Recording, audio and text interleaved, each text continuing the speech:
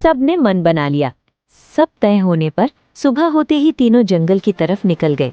सबसे आगे राम चल रहा था, उसके पीछे सुनीता और सबसे पीछे श्याम चल रहा था।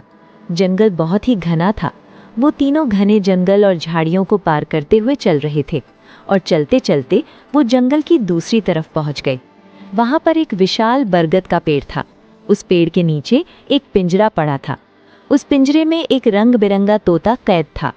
तोते ने राम, श्याम और सुनीता को देखकर बोला, मैं तुम तीनों को जानता हूँ। मुझे पता था तुम जरूर आओगे मेरी मदद करने के लिए। राम, श्याम और सुनीता तोते के मुंह से अपना नाम सुनकर हैरान थे।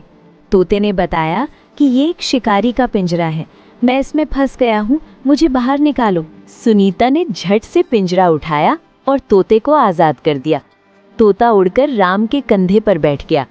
अब राम, श्याम और सुनीता तीनों एक ही स्वर में बोले, तुम हमें कैसे जानते हो? हम तो कभी मिले नहीं। तोता बोला, अरे अरे अरे रुको जरा, थोड़ी सांस तो लेने दो। फिर तोते ने बताया कि जब तुम लोग अपने गांव के बाहर बरगद के पेड़ के नीचे खेलते हो और बातें करते हो, उस वक्त मैं वहां दाना खाने के लिए जाता हूँ। बस इसीलिए मैं तुम्हारा नाम जानता हूँ और मुझे पता है तुम बहुत अच्छे लोग हो। तुम लोगों ने मुझे आज़ाद किया, उसके लिए बहुत बहुत धन्यवाद। तुम लोगों ने मेरी मदद की, इसलिए मैं तुम्हें कुछ बताना चाहता हूँ। यहाँ से थोड़ी दूर पहाड़ों के बीच में एक गुफा है। उस गुफा में एक बहुत बड़ा कमरा है। उस कमरे में एक संदूक है और वो संदूक खजाने से भरा हुआ है।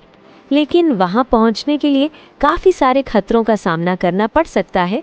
इतना बोलकर तोता वहाँ से उड़ गया। अब तीनों दोस्तों ने खजाना खोजने का फैसला किया।